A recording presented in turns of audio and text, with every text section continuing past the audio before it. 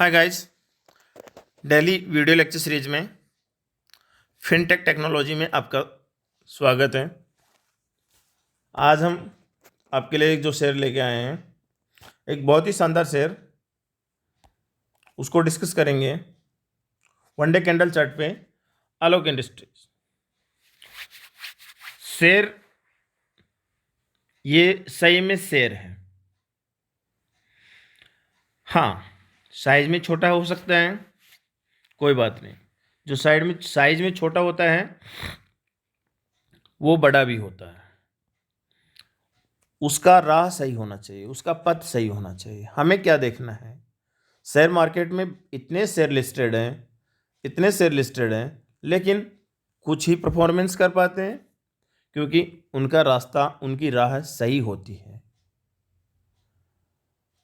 उनके मैनेजर्स, उनके फाइनेंशियल्स, उनके रिटर्न्स, सब कुछ उनका सही रहता है। तब जाके एक इन्वेस्टर का एक विश्वास होता है कि हाँ, ये शेयर मुझे कुछ बना के दे सकता है, इसलिए मुझे इस शेयर में इन्वेस्ट करना चाहिए। आप फिनटेक टेक्नोलॉजी में नए हो तो प्लीज़ इसको सब्सक्राइब कीजिए, जिससे जैसे ही वीडियो अपलोड हो आपको उसका नोटिफिकेशन मिल जाए, और इसको लाइक और शेयर भी कीजिए, जिससे हमारा मोटिवेशन लेवल अप रहे और नेक्स्ट वीडियो बनाने के लिए हम उसी ऊर्जा से काम करते रहे।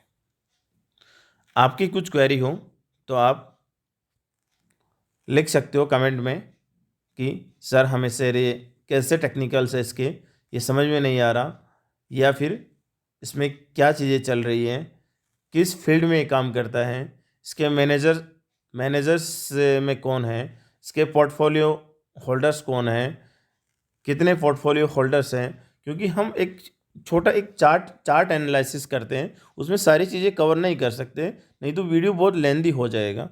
इसलिए हम क्या करते हैं, चार्ट पैटर्न को ही डिस्क्राइब करते हैं और फंडामेंटल्स को लेते हैं। ये सारी चीज़ें हमने डिस्कस करना चालू किया तो बहुत लेंदी हो जाएगा, वीडियो आधा घंटा का चला जाएगा। फिर तो इसके पी रेशियोज क्या होते हैं, इसके ROC, ROE, ये पैरामीटर्स होते हैं। आप इनको investing.com है, आप मनी कंट्रोल ऐप है, उनसे आप अच्छे से सारी चीज़ें आपको मिल जाएगी। इनके पीयर ग्रुप्स भी मिल जाएंगे, इनके और साथी कंपनियां क्या कर रही हैं, कौन सा बेटर कर रहा है ना, वो सब भी मिल जाएंगे। कौन सा कितना डिविडेंड दे रहे हैं, ये सब चीज़ें आपको मिल जाएगी। आपको टेंशन लेने की ज़रूरत नहीं है। इस शेयर के लिए मैं एक ट्रेंड लाइन खींचूंगा, सपोर्ट लाइन, जो कि मार्च से ये शेयर इस सपोर्ट लाइन पे चल रहा था। सपोर्ट भी देखो, 1 बार, 2 बार, 3 बार, 4 बार, 5 बार, 6 बार, 7 बार, और लगभग यहाँ से भी सपोर्ट लेके भाग गया है। मतलब इसी लाइन पे सपोर्ट लेके चल रहा था। ऊपर से इसको रेसिस्टेंस मिल रहा था,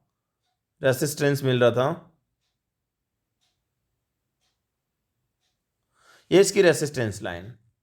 1 बार रेसिस्ट किया, 2 बार रेसिस्ट किया, 3 बार रेसिस्ट किया, 4 बार रेसिस्ट किया, पाँचवें में इसने ताबड़तोड़, पाँचवें में इसने ब्रेकआउट दिया। और आज इसने 5 जनवरी को बहुत ही शानदार एक कैंडल दिया है, बहुत ही शानदार कैंडल दिया है, जो 27 से लेके ये 27.5 से लेके 32.55, और एकदम फुल कैंडल, जिसमें कोई भी बिक नहीं है। फुल कैंडल मतलब कंपनी में फुल थ्रोटल है। समझने से यही समझ में आ रहा है, कंपनी में फुल थ्रोटल है। तो क्या करें, इन्वेस्ट कर दें? सुनिए, मार्केट का फंडा, भागते को नहीं पकड़ना है, गिरते को नहीं पकड़ना है। कंसोलिडेशन में आराम से कंसोलिडेशन फेज हो रहा है, उसमें आप आराम से शेयर को पकड़ सकते हो, कोई बुराई नहीं है। ये ब्रेकआउट ऐसा दिया है, इसमें हो सकता है आपको अगले दिन ऐसे भी मिले, एकदम से रिवर्स मिले, या हो सकता है कि ऐसा ही और ऊपर कैंडल मिले या फिर ये साइडवेज जोन में चला जाए। आप इस एक सिंगल कैंडल को देख के इसमें कोई भी डिसीजन ना लीजिए, वो डिसीजन आपका 80% रॉन्ग होने के चांसेस है। हाँ, इसमें आप 5, 7, 10 कैंडल बनने दीजिए, उसके बाद में यदि आप डिसीजन लेते हो तो वो डिसीजन आपका 80% सही होने के चांसेस है। 80% सही होने के चांसेस है, 80%। तो आप 80% के साथ जाइए। हाँ, इसके आप 1 वीक का चार्ट पैटर्न देखिए, इसको ऑब्जर्व करते रहिए। 1 वीक का चार्ट पैटर्न देखिए। हाँ, ठीक है, हो सकता है ये साइडवेज जोन में जाएगा, मैक्सिमम चांसेस है, क्योंकि इसने बहुत अच्छा 20% का, लगभग 18%, 20% का रिटर्न एक दिन में दिया है। इसका मतलब कुछ तो इस शेयर में हुआ है। हुआ क्या है?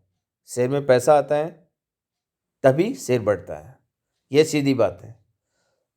अब पैसा कौन लगा रहा है? पैसा प्रमोटर्स लगा रहे हैं, पैसा एफआईज लगा रही हैं, पैसा डीआईज लगा रही हैं, पैसा म्यूचुअल फंड लगा रहे हैं। पैसा कौन लगा रहा है उसको आप सर्च आउट करने की कोशिश कीजिए। उसके बाद में आप डिसीजन लीजिए कि हाँ, रियल में शेयर में दम है, शेयर की फाइनेंशियल्स जो हैं वो चेक करिए, quarter to quarter, year to year compare कीजिए, सब कुछ ठीक ठाक है तो आप इस डिसीजन पे जा सकते हो कि हाँ, अब ये शेयर लेने लायक है। अब बिना टाइम गवाते हुए मैं इसके थोड़े फंडामेंटल्स आपको बता देता हूँ।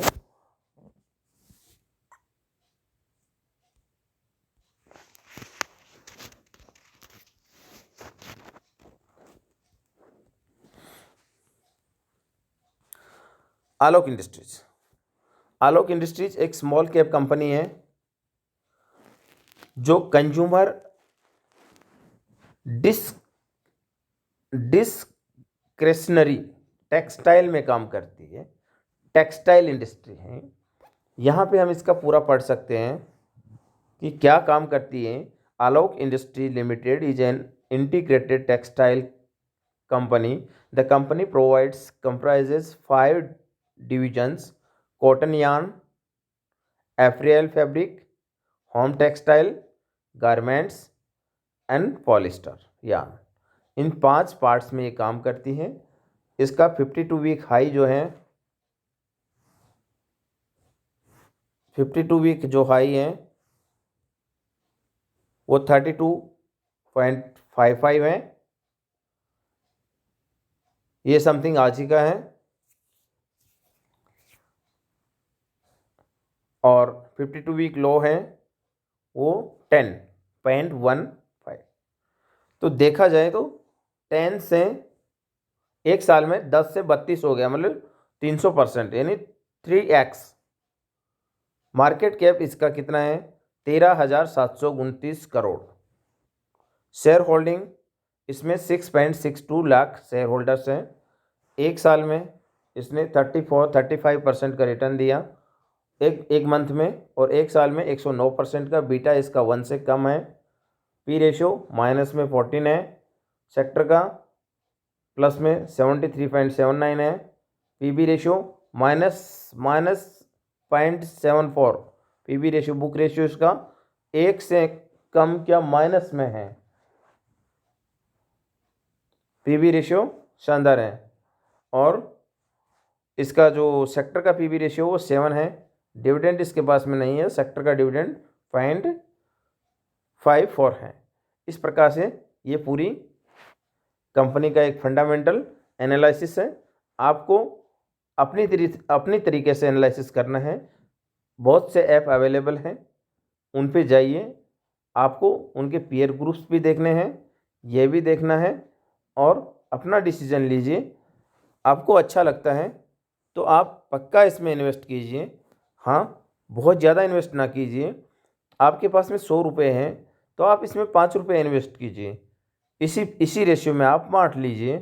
हाँ, मान लीजिए आपने इन्वेस्ट कर दिया, आपने अपनी तरीके से डिसीजन लिया कि ये ठीक है, फाइनेंशियल ठीक है, मैनेजमेंट ठीक है, ग्रोथ ठीक है, ROC, ROE, P रेशियो सब ठीक ठाक है अपनी तरीके से, आपने इन्वेस्ट कर दिया और शेयर गिर गया, तो आपको ये कॉन्फिडेंस भी होना चाहिए कि मैं इसको होल्ड कर सकूं और लॉन्ग टर्म के लिए होल्ड कर सकूं, क्योंकि चीज़ें कभी कभी रिवर्ट हो जाती हैं और कभी कभी क्या होता है कि कुछ चीज़ें ऐसी होती हैं, न्यूज़ बेस हो जाता है, ग्लोबल न्यूज़ हो जाती हैं, अपनी इंडियन न्यूज़ हो जाती हैं, फेड की कुछ रिपोर्ट्स हो जाती हैं, अपनी RBI की कुछ रिपोर्ट्स हो जाती है, उसके कारण क्या होता है इंडस्ट्री में थोड़ा पैनिक सिचुएशन आ जाता है और शेयर गिरने लग जाते हैं, है ना। और FIs का आउटफ्लो हो जाता है, DIs का आउटफ्लो हो गया, प्रोमोटर होल्डिंग है, म्यूचुअल फंड्स का आउटफ्लो हो गया, बहुत सी चीज़ें होती हैं। तो आप टेंशन लेने की कोई ज़रूरत नहीं है, देखिए, समझिए और कंसोलिडेशन में पकड़ने की कोशिश कीजिए, गिरते को और पढ़ते को और उठते को नहीं पकड़ना, बस इतना याद रखना है। Thanks for watching this video, thank you.